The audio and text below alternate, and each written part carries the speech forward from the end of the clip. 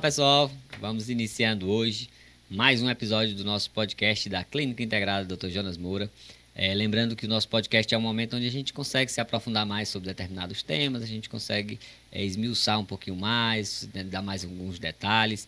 Lembrando que a gente tem muito conteúdo no Instagram, então sigam aqui o Instagram que está aparecendo aqui na tela, onde a gente traz conteúdos mais curtos, conteúdos menores, onde a gente fala um pouquinho sobre temas bastante relevantes, mas é aqui no YouTube onde a gente consegue se aprofundar um pouquinho mais. Então, se você ainda não assistiu o nosso primeiro episódio, dê uma olhadinha lá no outro episódio que vai aparecer aqui na tela também para vocês, para que a gente divulgue, fale um pouquinho mais sobre esses temas tão relevantes, sobre alimentação, sobre vida saudável, sobre vários desses pilares que são muito importantes. Hoje, nós estamos aqui com a doutora Mariana, que faz parte aí da nossa equipe da Clínica Integrada, Dr. Jonas Moura.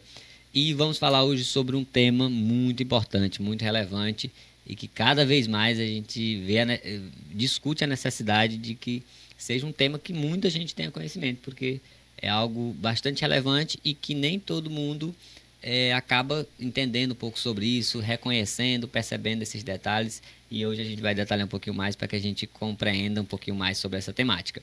Não esqueça de curtir, de compartilhar, né? Como a cada semana a gente vai estar produzindo, a cada episódio a gente vai estar produzindo sobre um determinado tema. Também coloque sua sugestão de tema, então coloque nos comentários, curta, compartilhe. Se você acha que é um tema interessante para alguém, então envie o link para um amigo, para um colega. Então o nosso objetivo é exatamente fornecer essa informação, porque através dessa informação você pode estar ajudando, né? Então muita gente com esse conhecimento. Boa tarde, doutora Mariana, tudo bem? Boa tarde. Nós vamos falar um pouquinho hoje sobre um tema que a doutora Mariana conhece bastante, que é hipersensibilidade alimentar, certo? Hipersensibilidade alimentar é uma palavra que é de nome estranho inicialmente, mas que a gente precisa exatamente compreender um pouquinho mais. E aí nada mais justo que a gente começar entendendo o que é hipersensibilidade alimentar. Eu vou falar de uma forma que todo mundo possa entender. Todo mundo já tem conhecimento a respeito da alergia mediada por IgE, que é a alergia propriamente dita, aquela que você, quando entra em contato com o alérgeno, literalmente o corpo dá piti. Então, você já reconhece a causa e já se afasta daquela causa.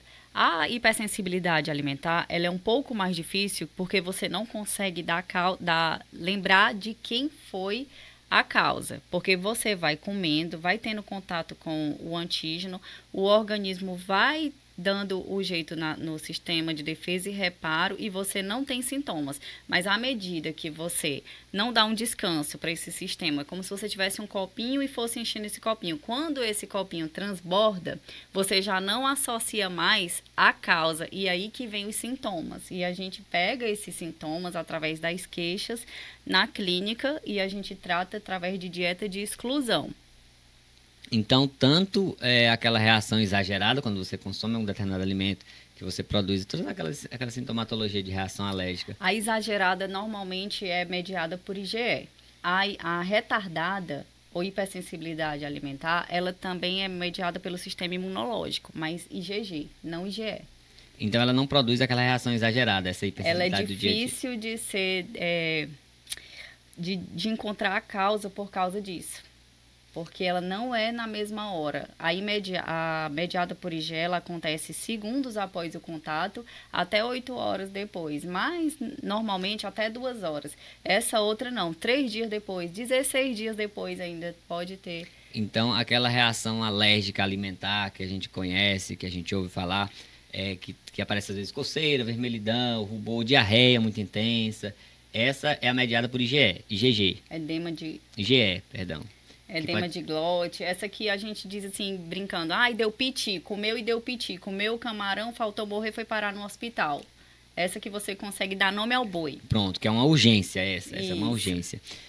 Porque exatamente leva o paciente para a urgência, né? Ele precisa desse atendimento. Vai depender do nível também, né? Da sensibilidade da pessoa. Sim, exatamente. Mas ela é reconhecida porque é muito próxima do contato. Mas as duas são hipersensibilidades alimentares.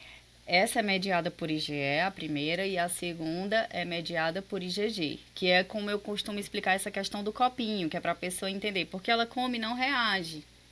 E aí ela até Só que acredita o não ser órgão- alérgica àquilo. Exato, porque às vezes ela vai reagir 3 dias depois, quando ela vai tendo contato com aquilo rotineiramente. E qual a sintomatologia, então, que vem associada? Porque da mediada por IgE, essa reação mais abrupta, a gente reconhece esses sintomas como sintomas alérgicos clássicos, né? Sim, mas também pode ser parecido, porque também pode ter coriza, pode ser relacionado a sinusite, rinite, bronquite, asites em geral, mas também podemos pensar nas dores articulares. É bem diverso, dor de cabeça. Então ela não produz... Vai depender da genética. O órgão de choque da pessoa. É individual. Individual, então existe muito essa individualidade. Então ela não produz necessariamente sintomas só no sistema digestório. Então, ela vai além. Não. É sistêmico. E aí isso creio eu que deva gerar uma grande dificuldade de próprio diagnóstico, porque o paciente que tem dor articular, ele vai buscar, tem dor articular, tem dor de cabeça, enxaqueca recorrente, ele vai buscar. E é pouco conhecido, por isso é difícil ser descoberto. Então, quando chega na minha clínica, o que eu faço logo? Eu faço uma anamnese, eu pego queixas, principais queixas, sinais e sintomas e vou tentando agrupar com alguns alimentos que eu já vejo que tem relação com aquele tipo de queixa, mas muitas vezes eles podem também mudar. O mesmo alimento, queixa diferente para outro indivíduo. Então, assim, se apareceu, tem queixa, não vem só por estética, eu já vou avaliar hipersensibilidade alimentar. Porque normalmente eu atiro no que vejo e acerto até no que não vejo. E acerta o que não vê. E aí, como essa reação, ela muitas vezes demora vários dias para ir aparecendo, precisa ir enchendo esse copinho para manifestar. Isso deve ser bem difícil de rastrear o alimento causador. Isso, e às vezes tem cruzamento, que fica mais difícil ainda. Cruzamento, por exemplo, como seria esse cruzamento? Quando eu faço a dieta de exclusão e acabam os sintomas e eu introduzo algum alimento que ela tem muita saudade, aí eu observo ali 3 dias, ela pode não ter queixa. Quando eu introduzo o outro, pode ter cruzamento e reagir por causa do cruzamento dos dois. Aí fica mais difícil ainda. E quando você fala, doutora, sobre essa dieta de exclusão, ela é o quê? Você retira alguns dos alimentos que mais Eu causam retiro isso? os principais alimentos que estão relacionados às queixas e como a individualidade é soberana, eu pego também o recordatório alimentar e vejo aqueles alimentos que mais se repetem, porque a probabilidade de ser um dos que mais se repetem é muito grande. Então é necessário que o paciente faça essa anotação, esse registro de todos os alimentos que ele consome. Eu faço na sala ou às vezes já vem, quando eu fico sabendo o caso antes, que a secretária informa, e daí eu já peço para vir com esse recordatório de 2 dias na semana, 1 dia no final de semana. Quando não é tão grave assim, eu pego na sala. Você consegue fazer pelo rastreio, né? Identificando. E aí existem alguns alimentos que são mais comuns a gerar essas hipersensibilidades? Sim, e normalmente os mais consumidos pela população em geral. Basicamente, os principais que todo mundo já está até abusado de escutar é trigo, leite, soja, os que têm proteína de difícil digestão. Então, ele provoca não só uma dificuldade digestiva, mas uma reação imunológica àquele alimento. Sim. Uma resposta do corpo imunológica. E o que é que leva uma pessoa a ter uma hipersensibilidade alimentar? É algo que por questões genéticas ela já vem com aquilo, ou é comportamento? Sim, existe a genética, não é? Mas a genética não é destino. Tem muita relação com o comportamento, pela falta de rodízio alimentar. As pessoas estão consumindo o tempo todo os mesmos alimentos. Então, esse consumo excessivo ou repetitivo do mesmo alimento, ele vai gerando essas alterações e gera reação imunológica? Pode ser, a depender da individualidade. Até porque a natureza é sazonal. Ela não te entrega o mesmo alimento o tempo todo. Essa questão da repetição veio com a industrialização. Até você muda o alimento, mas quando você vai ver o rótulo, você está ingerindo os mesmos ingredientes. Isso acontece quando a gente pensa no bolo, no pão, no biscoito. Então, a pessoa pensa que está tendo uma alimentação variada, mas ela está ingerindo os mesmos alimentos. Potencialmente alergênicos o tempo todo. Sim. Então, ele acaba seguindo uma dieta de forma repetida, com aqueles mesmos ingredientes e aquele efeito de todo dia vai gerando reações que são mediadas por IgG, né? Uhum. E aí provoca quando enche o copinho e transborda. E aí daí vem os sintomas a depender da individualidade do órgão de choque de cada um. Então, quando se fala das intolerâncias alimentares, elas têm essa mesma relação? Não, Ou é diferente? não é mediada pelo sistema imunológico. A gente pode pensar numa reação enzimática como na intolerância à lactose, por exemplo, que é uma dificuldade de digerir. Na intolerância. Não é mediado pelo sistema imunológico. Então, ela não, a intolerância ela não provocaria sintomas em outros sistemas ou provoca? Por também? exemplo, a intolerância à lactose, não. Se a pessoa vem com enxaqueca, não é por intolerância à lactose, pode ser por reação tardia, entende? Mas pode ter a causa o leite, mas não por intolerância à lactose. Intolerância à lactose a gente tem sintoma gástrico, estufamento, dor, diarreia, constipação em alguns casos, mas mediada por IgG é diferente. Aí é sistêmico. É sistêmico. Então Pode ser no intestino e fora do intestino. Intolerância, não. Então, isso já é um ponto importante na própria anamnese de reconhecer Sim. isso. E as pessoas confundem sempre. Porque elas dizem assim, eu já tomo leite zero lactose. Sim. Elas entendem que o problema sempre é a lactose. Sim. E muitas vezes o problema é a proteína. Sim, então por exemplo, numa intolerância à lactose, você fazendo a exclusão dos alimentos que têm lactose, tomando leite zero lactose, por exemplo. Usando a enzima lactase. Mas se esse paciente ainda manifesta exatamente alguns outros sintomas inflamatórios, dores articulares, como Isso você falou, é bem clássico. Isso é bem clássico. Então, ele não tem só a intolerância. Então, muitas vezes ele está diagnosticado com uma intolerância, mas possui também a hipersensibilidade. Porque só olhou para aquele ponto. E é muito comum haver os dois, a intolerância e a hipersensibilidade. Sim, porque à medida que a idade avança, a gente tem menos capacidade de produzir as enzimas e também o trato gástrico não tem tanto ácido clorídrico, não produz as enzimas na digestão da proteína, que é de difícil digestão, ficam macromoléculas proteicas ali extravasando a barreira intestinal e hiperativando o sistema imunológico. Então, tudo pode acontecer ao mesmo tempo. Então, acontece muito por conta das moléculas que acabam não... as macromoléculas proteicas. Não conseguem ser digeridas, quebradas. Isso, que extravasam a barreira intestinal quando está hiperpermeável. Pronto, exatamente. Então, para haver essa passagem dessas macromoléculas, também é necessário que haja uma permeabilidade aumentada intestinal. Sim. E aí, o que é que leva também essa permeabilidade? O que é que aumenta, o que provoca esse aumento de permeabilidade intestinal? São comportamentos? Vários fatores. Cortisol, estresse. Hoje está todo mundo bastante estressado. A própria alimentação, porque gera desbiose, que tem a questão do LPS, que facilmente altera a barreira intestinal. Excesso de frutose. São vários fatores. Tem que observar ali na individualidade o hábito. O próprio hábito do paciente. Então é importante um paciente fazer, por exemplo, acompanhamento para que ele, sobre essa temática, por exemplo, porque se ele tem um comportamento que é inadequado, ele pode não ter a hipersensibilidade hoje. Mas esse comportamento inadequado que ele tem, ele pode vir a desenvolver essa hipersensibilidade? Sim.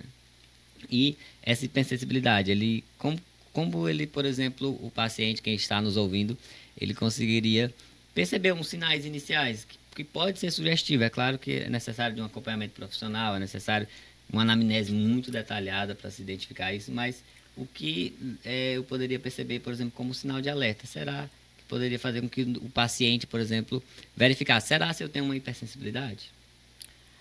O que eu vejo mais? Dores articulares, refluxo, rinite, sinusite, uma tosse que parece alérgica. É o que eu mais vejo, assim. Dermatite, bem comum. Então, ou seja, essa sintomatologia que ele tem muitas vezes, que ela é de difícil tratamento, quando se faz esses ajustes, quando consegue identificar os alimentos que estão gerando essa hipersensibilidade, ele tende a ter essa melhora? Tende, já tive vários casos de sucesso. Já vi desmame de bombinha de asma, deixar de usar o hidratante específico para dermatite atópica em pele que rasgava, deixar de mancar, que tinha dor articular.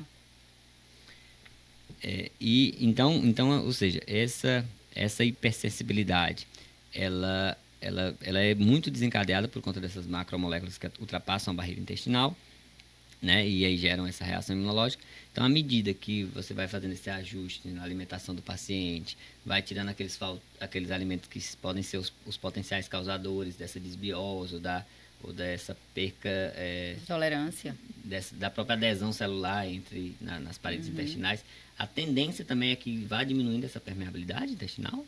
Sim, o tratamento, dependendo do caso, pode durar de 2 meses a 1 ano, às vezes 2 anos, dependendo da gravidade. Doutora Mariana, vendo essa profundidade de conteúdo sobre hipersensibilidade, sobre essa temática, o que lhe fez entender um pouco sobre, se aprofundar mais, a buscar esse conhecimento sobre essa hipersensibilidade alimentar?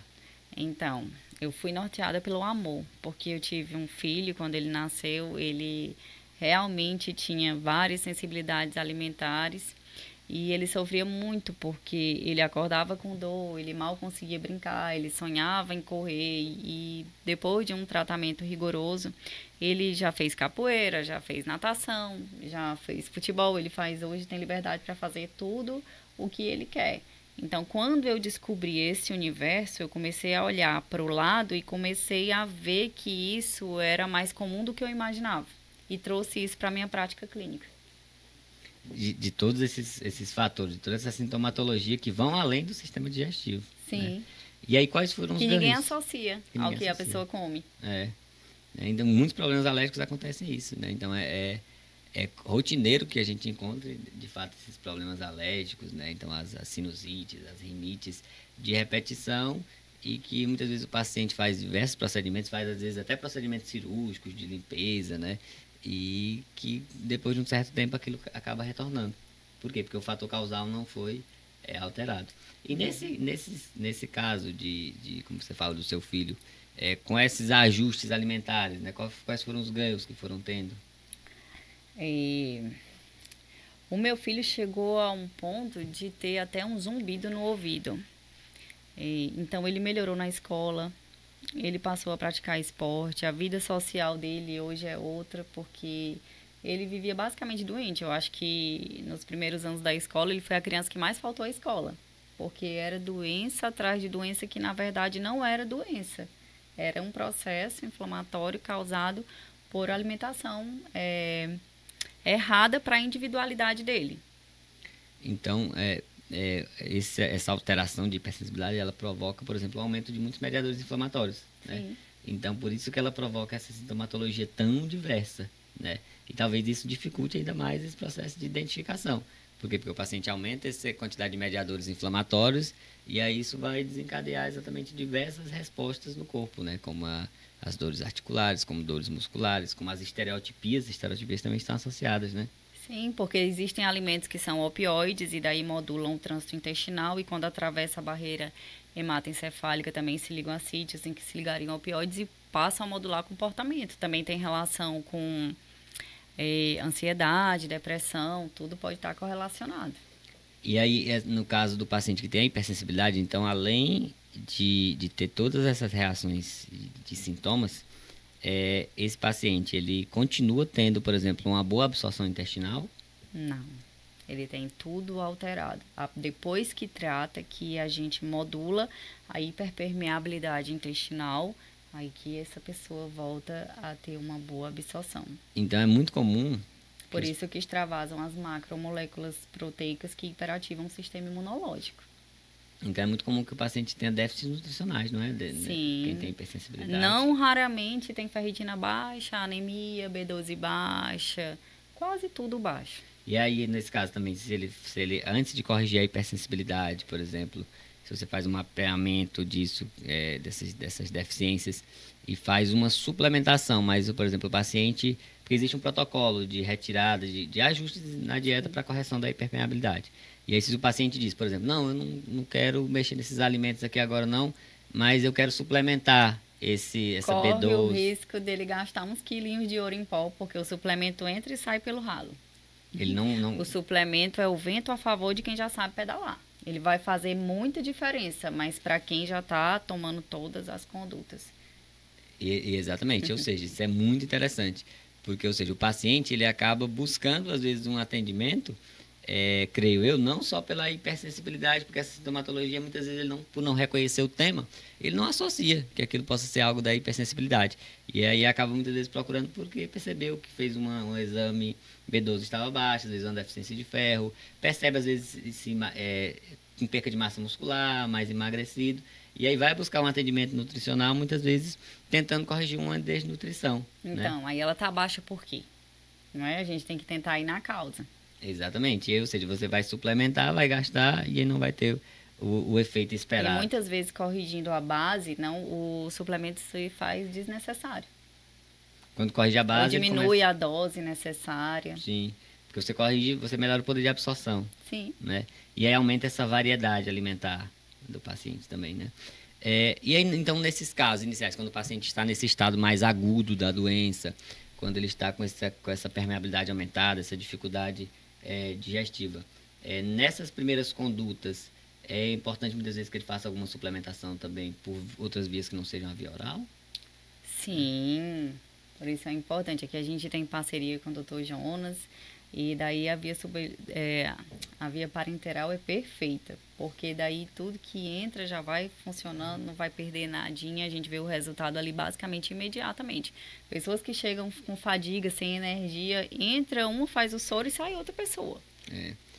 Por quê? Ou seja, ela está... E muitas vezes é importante fazer essa primeira conduta para dar uma levantada para que ele até consiga fazer qualquer outro tipo de tratamento. Sim, dá esse ânimo, esse aumento Sim. de energia, né? Então, tudo isso.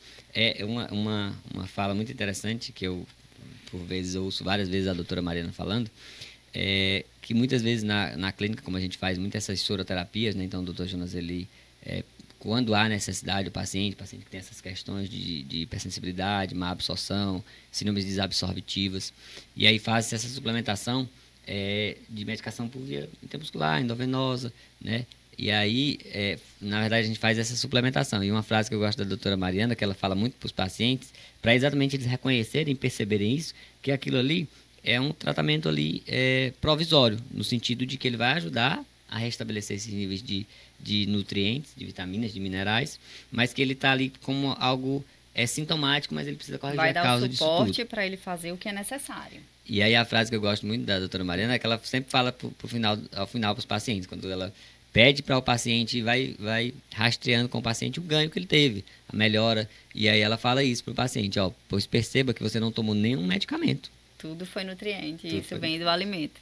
Tudo foi nutriente, ou seja, essas fontes nesse momento é necessário fazer, né, com esse acompanhamento médico, essa suplementação, essa via parenteral, é algo que, à medida que ele vá seguindo aquele padrão, ou seja, esse ganho de energia que você teve, esse ganho de ânimo que você teve, você vai começar a obter quando você mantiver esses níveis adequados através da própria alimentação. Sim, e a desnutrição mimetiza várias doenças.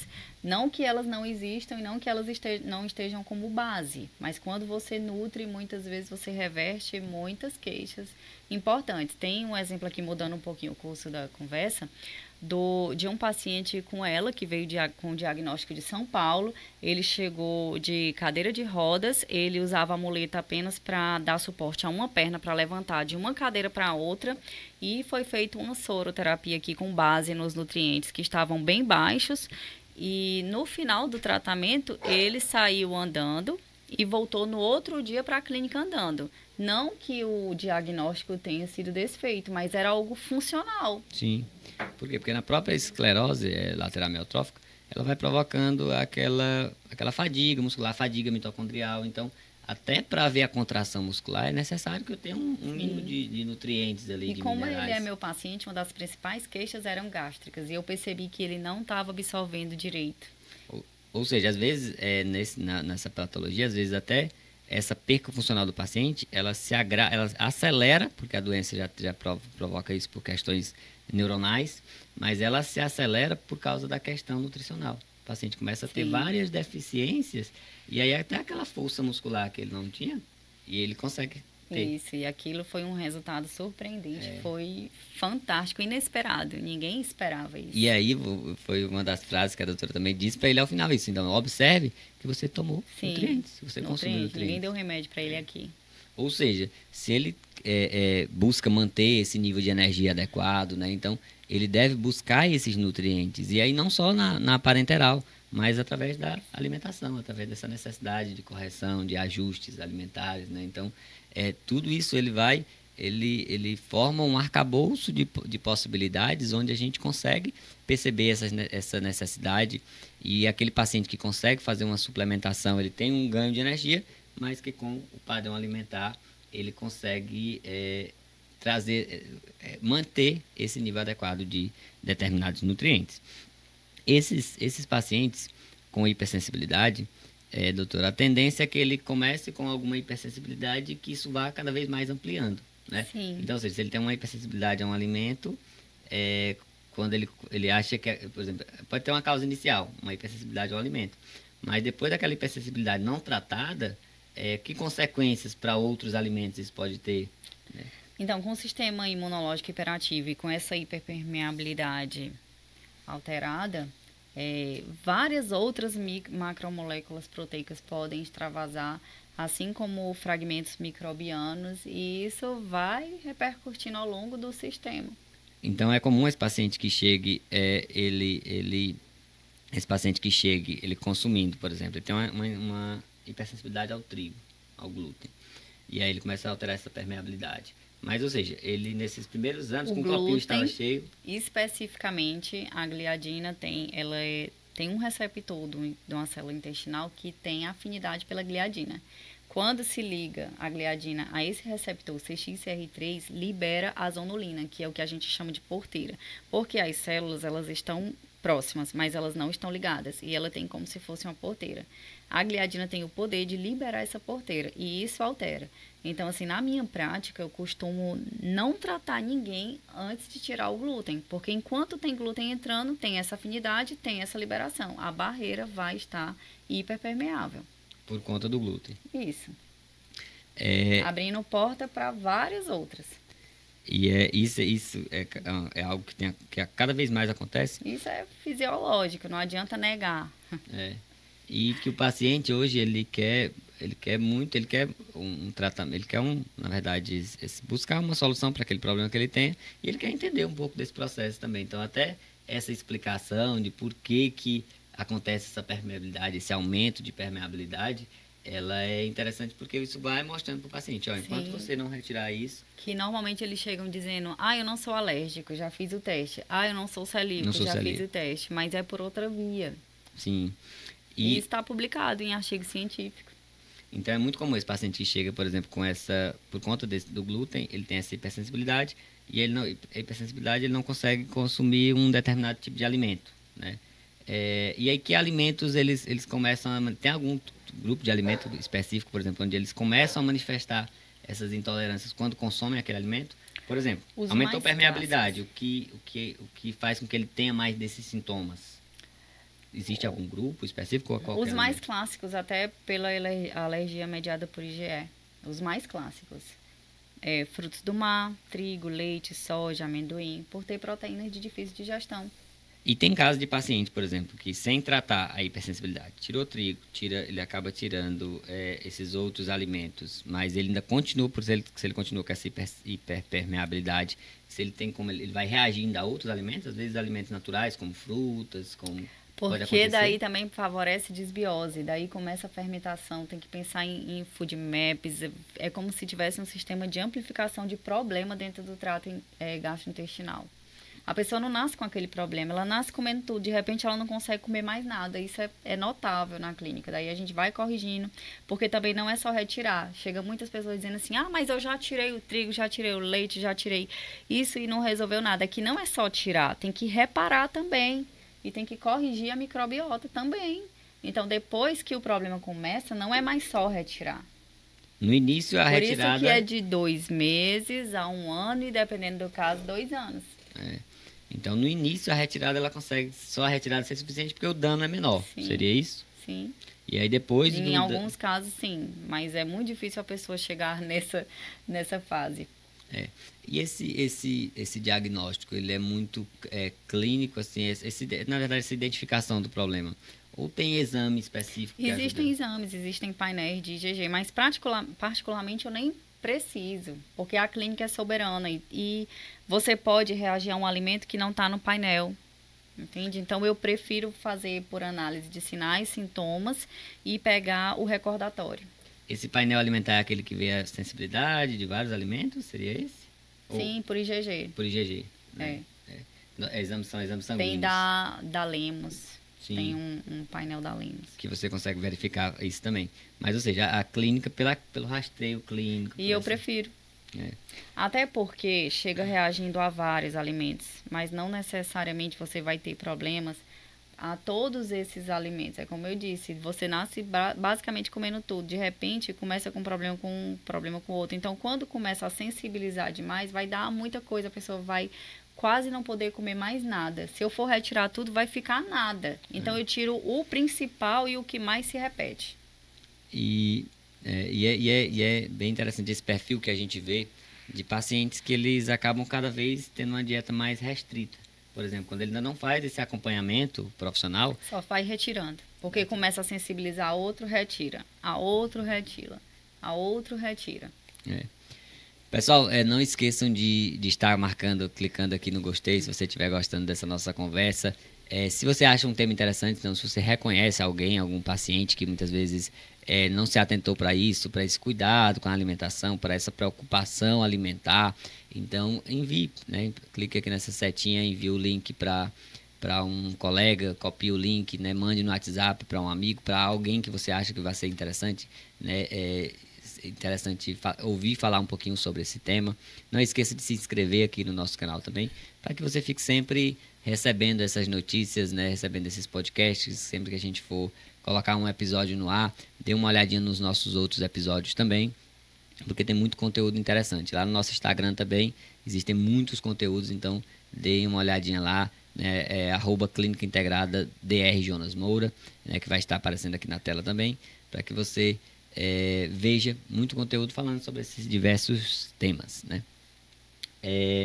Doutora Mariana, ainda nessa hipersensibilidade, nós tivemos um caso de uma paciente na clínica que ela, nesse rol de pacientes que cada vez vai retirando mais alimentos, que ela era uma paciente que, para ela estar com o mínimo ali de energia, o mínimo das suas, afetar o mínimo às vezes, para fazer o mínimo das suas atividades, né? Não conseguia fazer atividade física, até os relacionamentos sociais às vezes dificultavam.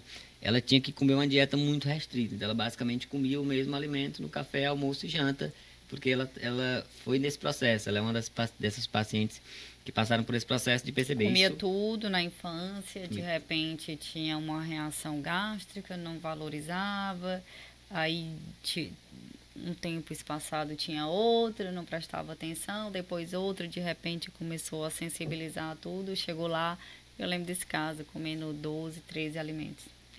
12 ou 13 alimentos, então a dieta base desses alimentos. E já reagindo à maioria deles. Exatamente isso. E já estava preocupado porque já estava reagindo a esse. Também, eu lembro disso, de uma das queixas dela é essa.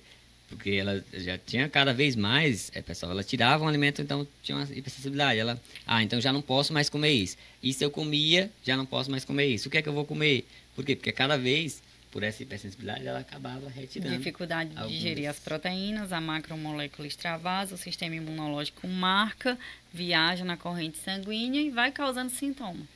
Cada caso, ele possui uma individualidade, às vezes muito específica, onde a gente precisa fazer essa consulta mais detalhada, muitas vezes precisa desse atendimento em equipe, como a gente faz na clínica integrada, onde é um paciente que ele passa para o Dr. Jonas, ele avaliado na consulta, muitas vezes passa para a consulta com uma das nossas nutricionistas, a doutora Ariane, a doutora Mariana.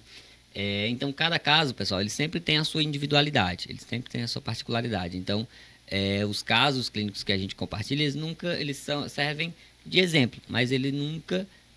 não existe a mesma fórmula mágica, não é uma receita de carimbo. Sim. Que eu vou carimbar aqui e esse mesmo carimbo serve para outro paciente. Não, porque as pessoas não comem as mesmas coisas. Não tiveram a mesma infância. Não. Né?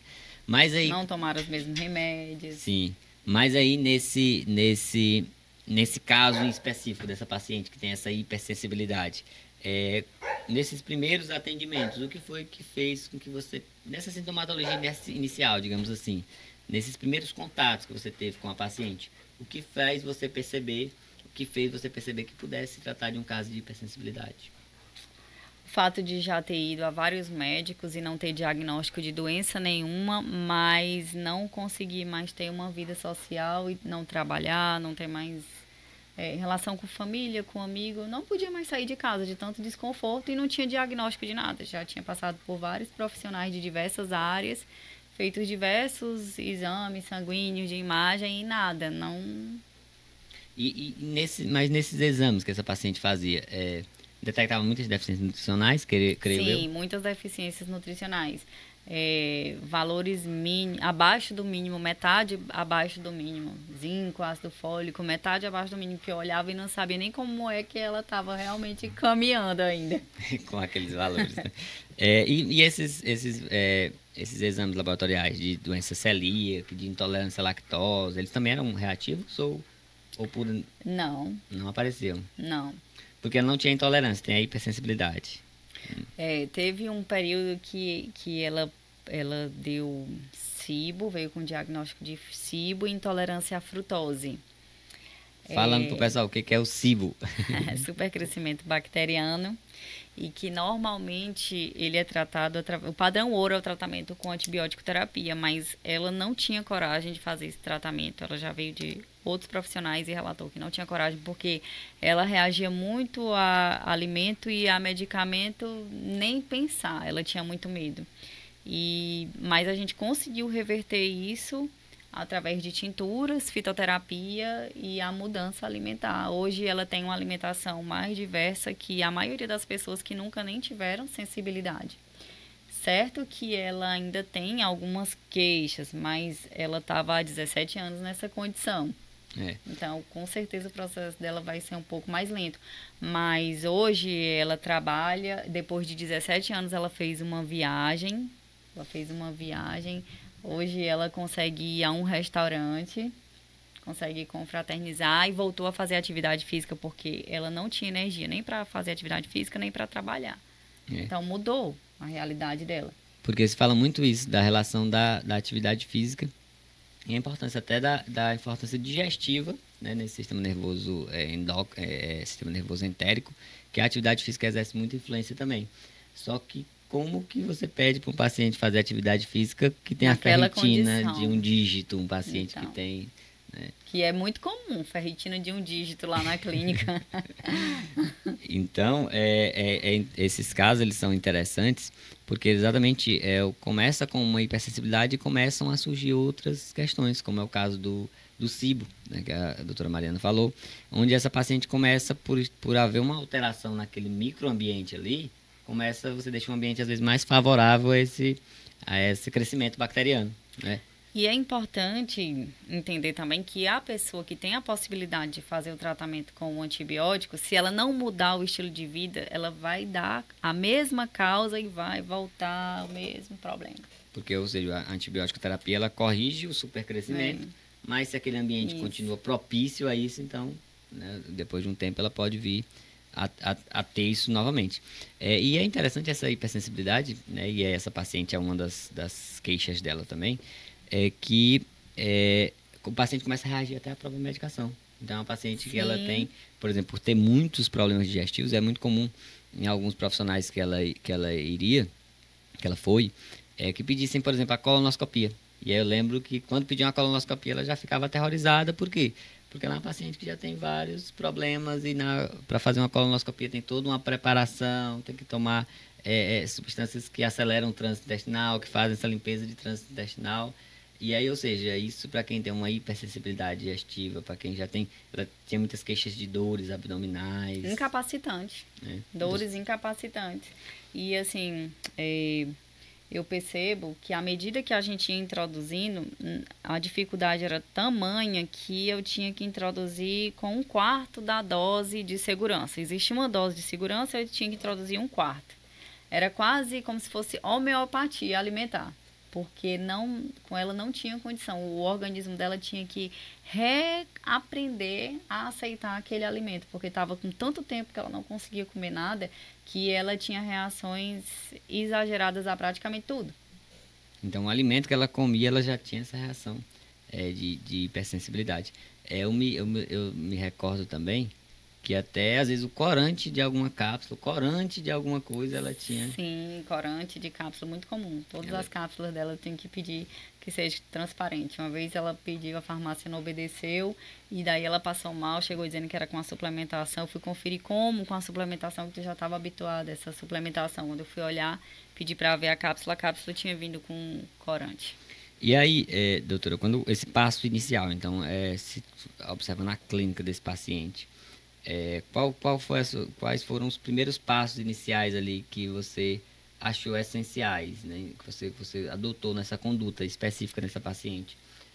Sempre, sempre, sempre. Para ela e para qualquer outro, ver o recordatório, porque dali eu vejo o que está comendo, o que tem potencial, o que pode ser potencial alergênico e o que mais se repete. As pessoas têm o hábito de não rodiziar os alimentos, elas comem o que elas mais gostam. E o pior é que normalmente o que elas mais gostam é o que sensibiliza porque libera histamina em baixa dose. Histamina em baixa dose é relaxante cerebral, então a pessoa come e adora. E às vezes não relaciona o eixo intestino-cérebro. Porque histamina em baixa dose é relaxante cerebral, mas é antagônica à serotonina. Logo, com a repetição, a serotonina cai, depois melatonina. Daí vem vários problemas, ansiedade, depressão, distúrbio de sono. A pessoa já chega com um combo sem entender a distância que aquilo já está da base, que é a alimentação. Ela não consegue mais relacionar nada. Ela acha que tem um bicho de 7 cabeças e o bicho tem uma cabeça só. Quando a gente fala muito sobre esses neurotransmissores, sobre histamina, sobre serotonina, muitas vezes a gente vai para um nível meio farmacológico da coisa, mas é exatamente isso que a doutora está explicando. Então, ou seja, por que é que tem alimentos que você come e tem essa sensação de bem-estar maior do que outros? Além de ter essa possibilidade de liberar a histamina, é opioide. É opioide. Alguns têm proteínas que são opioides. E aí, ou seja, determinados alimentos, eles mexem nessa neuromodulação desses neurotransmissores, e aí por isso que eles dão aquela sensação maior de satisfação, né? E às vezes é um alimento que não está lhe fazendo bem, sim, mas ela come e adora. E ele traz aquela sensação de bem-estar, de pós-alimento, né? Então ela gera o desejo, né? Gera o desejo e a dor é tardia, não é na mesma hora como a alergia mediada por IgE, então ela não associa ao alimento. Ela nem... E aí a histamina, que a doutora falou, ela está muito relacionada a processos alérgicos, né? Então, quem tem alergias, né? Com certeza já ouviu falar de histamina. Sim. Por quê? Porque ela é a substância que ela é liberada e que desencadeia muitas dessas reações. E nesses casos, eu gosto muito de associar a vitamina C com a quercetina, porque estabiliza a membrana de mastócito, que é justamente a célula que libera a histamina no organismo. Então, se o paciente ele suplementa essa vitamina C, ele consegue ter uma redução de níveis de histamina? Consegue, é um dos passos na minha clínica. Eu faço para ajudar a diminuir logo os sintomas ali. E aí, então, nessa paciente foi feito um recordatório, e aí percebeu os alimentos que tinham potencial para permanecer, e foi avaliado, e aí esses alimentos que tinham potencial, desses alimentos que ela tinha, por exemplo, ela tinha 12, 13 alimentos que ela consumia. Uhum. Teve alguns desses alimentos que você precisou retirar ainda inicialmente, ou não? Sim, eu tirei, porque dentre eles ela ainda consumia alguns que podiam ter potencial alergênico. E aí, acho que todo mundo quer saber qual foi a reação de uma pessoa que já consome 12 alimentos e que vai na nutricionista, e a nutricionista diz que ela não pode comer mais alguns daqueles 12. Ela disse que ia voar, porque ela já estava magrinha, mas antes de pedir a retirada, eu consegui melhorar um quadro importante. Ela ganhou a confiança, porque praticamente, como ela já vinha sofrida de vários profissionais e de várias queixas, ela demorou praticamente 8 meses para ter coragem de fazer aquilo que eu estava pedindo. Depois que chegou em 8 meses, aí foi modo acelerado. Porque ela viu que eu estava sabendo o que eu estava falando. você começa a ver que está no caminho certo, que Sim, aquilo... mas né? ela demorou a confiar porque a dor que ela sentia era realmente incapacitante, era uma dor muito intensa. E um paciente que tem um problema desse há 17 anos, ele já vem cheio de cicatrizes, né? De outros profissionais, Emocionais, e principalmente vão em outros profissionais, e quando eles veem os exames bons, eles dizem assim, é psicológico, e eu sempre digo logo, para quebrar essa barreira, mas vai ser. Já chegou nesse ponto, já vai ser psicológico mesmo. É impossível você estar sofrendo tudo isso e não ter mais um peso emocional aqui, entende? Então, eles já se sentem mais acolhidos. Porque tá vendo que eu não tô jogando culpa no psicológico para dizer que não é nada. Sim, sim.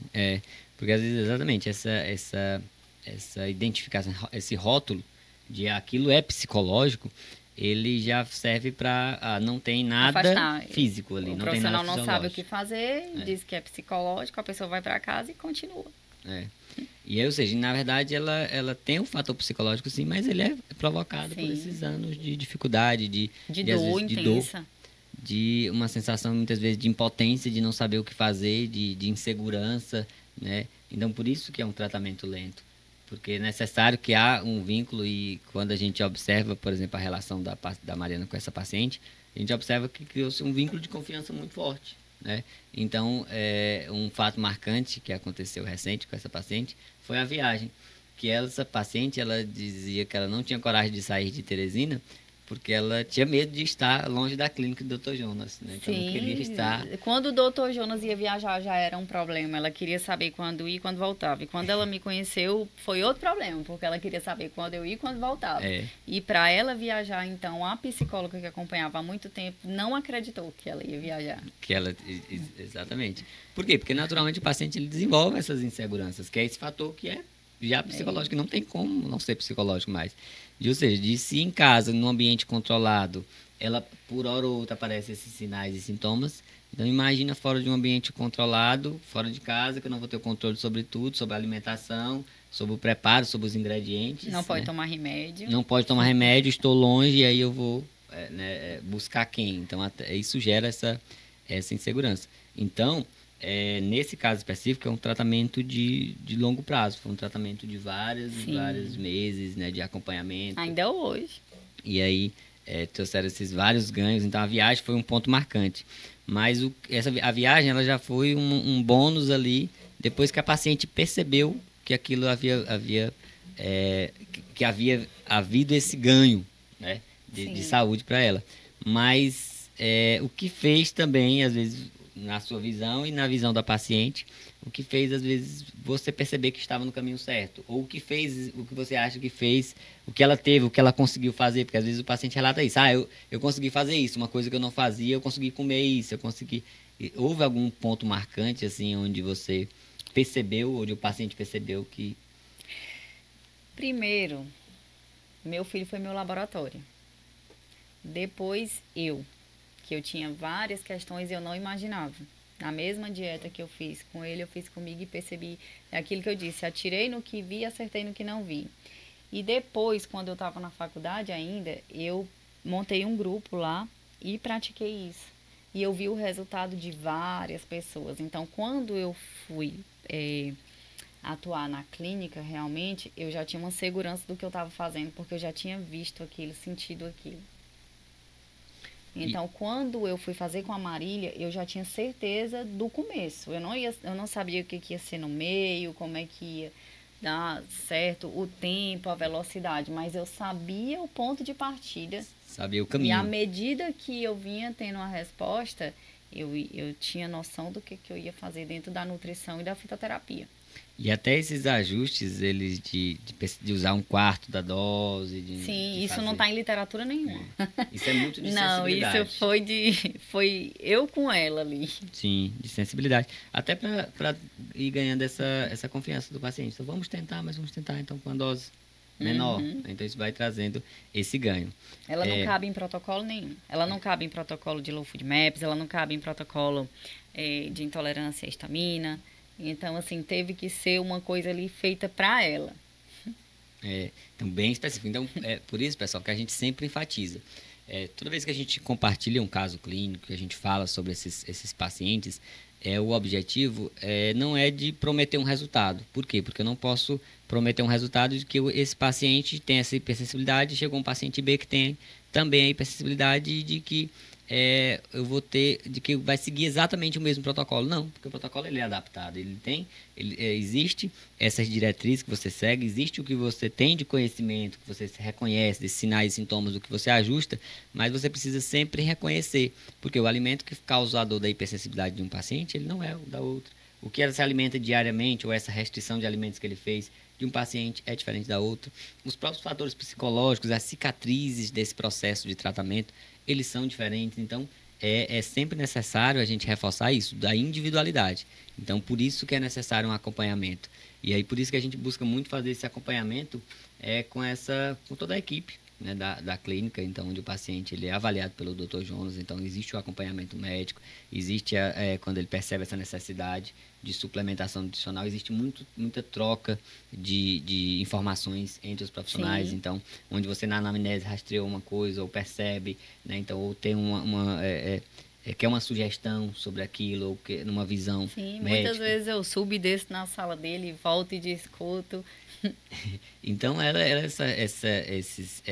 essa necessidade para atender esses pacientes que haja esse tratamento multidisciplinar. Então, é onde a gente faça essas diferentes abordagens para que, de fato, a gente respeite essa individualidade. Então, antes dessa paciente fazer essa viagem, né, fazer essa viagem, que foi um marco importantíssimo, né? Mas que alimento ela, por exemplo, vários alimentos ela não consumia. E ela começou a fazer a introdução. E aí, naturalmente, alguns alimentos, o paciente fica mais feliz. Opa, hoje eu consegui consumir isso, eu consegui... Por quê? Porque cada vez a dieta mais restrita, ela vai... E a preocupação de restringir ainda mais, vai deixando o paciente até emocionalmente mais abalado. Você lembra de algum fato que a paciente... Eu vi ela como se fosse pinto no lixo, quando ela começou a introduzir diversas frutas, principalmente as exóticas, porque ela começou a brincar com isso. Ela começou a ter prazer nisso, em comprar frutas que ela nunca tinha visto na vida. Porque antes ela dizia que ia no supermercado e tinha que passar longe da seção de fruta. Ela não lembrava mais o que era botar uma fruta na mão, sentir a textura, o cheiro. Então, essa foi a maior alegria dela, foi botar uma fruta na boca. E quando eu liberei a manga, eu lembro que eu disse assim, Marília, pelo amor de Deus, um pedacinho pequeno. Ela disse que sentou lá debaixo do pé e não aguentou e comeu a manga toda. Ela disse que pensou assim, eu não sei o que vai acontecer comigo, mas eu entendo que o que acontecer, a culpa é minha, não tem nada a ver com minha nutricionista. E comeu a manga toda e graças a Deus não aconteceu nada. Exatamente, e esses ganhos, eles são fantásticos, ou seja, isso é aquilo que é melhor do que eu ver o resultado de um exame que melhorou. É muito melhor você ver esse relato da experiência do paciente, de sentir a consistência, a textura, o cheiro, né? Então, daquele alimento que muitas vezes ele via as outras pessoas comendo, mas que ele já associava a uma crise de cólica intestinal, de diarreia intestinal, né? Eu fiquei impressionada com isso, dela ter prazer em cheirar. Ela já ficava feliz em cheirar quando ela voltou a comer. Cheirar, o cheiro já trazia aquela imagem afetiva, né? Muito forte. Então, isso tudo é muito interessante. E essa abordagem nutricional, o atendimento nutricional, ele tem muito essa proximidade psicológica, porque o alimento tem muito essa relação também de socialização, tem essa relação de afeto, de alguém preparar o alimento, de entregar. Então, ele tem sempre essa variável que é muito importante. Sim, ano passado foi a primeira vez que ela voltou a confraternizar. Toda vez que a primeira coisa que ela faz depois dos 17 anos, ela me manda mensagem agradecendo. Ou seja, acontece uma série de ganhos, né, onde o paciente vai a cada vez tendo um novo troféu. E de um processo que está o processo que ainda está em andamento. Sim, ainda não terminou. Então, ou seja, a tendência é que esse paciente vá tendo cada vez mais essa alimentação de verdade, que é sempre importantíssimo. Ela voltou a trabalhar agora, eu acho que não tem 2 meses. Que ela está trabalhando, né, ativamente. Então, cada vez um degrau. Então, onde o paciente vai tendo esses ganhos, cada vez um troféu, cada vez uma medalha dessas conquistas. Então, isso é fantástico. Então, pessoal, hipersensibilidade alimentar, quando a gente ouve, às vezes, por esse nome, a gente não associa muito a todas essas questões, mas a gente vê o quanto ele está presente e o quanto existem esses casos de hipersensibilidade mais extremos, né, como esse caso que a gente compartilhou, onde o paciente ele já vai cada vez mais restringindo esses alimentos até ficar com essa quantidade muito restrita de alimentos, mas existem também esses casos onde eles estão às vezes no início ou que não tem, claro, não tem essa gravidade de sintomatologia, mas que já tem muitos desses sintomas, onde o paciente ele já tem, às vezes, as deficiências de determinados nutrientes e que ele não sabe a origem. E, às vezes, a origem está exatamente na hipersensibilidade. O que a gente percebe, né, que ela, por exemplo, nessa hipersensibilidade alimentar, que ela não tem um grupo específico, ou tem um grupo específico? Não. Tem um grupo específico dos mais conhecidos que são o mesmo para o IgE. Porque mas tem potencialmente... de pacientes, assim, em relação a... Tem faixa etária que mais acontece, homens, mulheres, existe um perfil epidemiológico, por exemplo?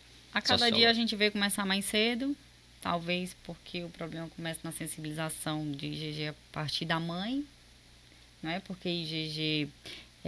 garante a tolerância, mas também o excesso quebra essa tolerância. As crianças estão nascendo cada vez com mais problemas, mas o normal vai ser ao avançar da idade, quando o sistema de defesa e reparo vai ficando mais lento e não vai dando conta. Então, a tendência, então, por conta dessas questões... A tendência, sim, mas infelizmente a idade está diminuindo cada vez... A exposição das crianças a aditivos químicos muito cedo na introdução alimentar, os pais se empolgam e dão muitos industrializados logo, desde cedo. E aí, então, o próprio tratamento, ele também existe a necessidade de um envolvimento familiar nisso? Sempre, para não parecer que a restrição alimentar é uma punição. Ou seja, então é necessário que a família também passe a reconhecer aquilo como de fato algo que precisa de tratamento. Até porque é viável para todo mundo fazer um rodízio alimentar e parar de diminuir os processados, eliminar. É fundamental, porque a conta chega para todo mundo. Então, ou seja, se alguém na casa tem uma hipersensibilidade e todo mundo se alimenta mais ou menos do mesmo padrão alimentar, então... a tendência é ficar todo mundo bem. Exatamente, então todo mundo vai ter uma tendência maior a se alimentar. Então, esse tema, ele é bastante relevante, então, se esse tema ele é interessante para você, né, então, assista, né, veja, às vezes, algum detalhe, veja mais uma vez. A gente vai produzir novos episódios desse podcast, então, se você também tem sugestão de temáticas que querem que a gente aborde, né, então, a gente deixe nos comentários essas sugestões. Não esqueça de compartilhar, envie para alguém que é importante, então alguém que tem essas alergias recorrentes, que você acha que é uma mensagem importante, no mínimo a pessoa reconhecer, né? Então, para que ela busque ler um pouco mais sobre o tema, ouvir, né? Então, esses temas eles são bastante interessantes. E vamos ficando por aqui, lembrando que nós vamos ter novos episódios, então... a cada episódio a gente vai trazendo sobre uma temática que seja importante ou até alguma temática sugerida por vocês, né? Então, em alguns episódios eu estarei comandando, conduzindo as perguntas aqui, essa parte da entrevista. Em outros episódios, o Dr. Jonas, né? Vamos trazer também o Dr. Jonas como entrevistado, que tem muito conteúdo para trabalhar aqui com a gente, né? Mais membros da nossa equipe. Então, nesses episódios iniciais, nós estamos utilizando essa dinâmica de utilizar um tema importante, um tema que seja relevante, um tema que seja recorrente para a gente e que a cada episódio a gente vá falando sobre cada um desses temas com dos membros da nossa equipe e à medida que isso vai evoluindo nos outros episódios, a gente vai mesclando e mudando um pouquinho essa dinâmica.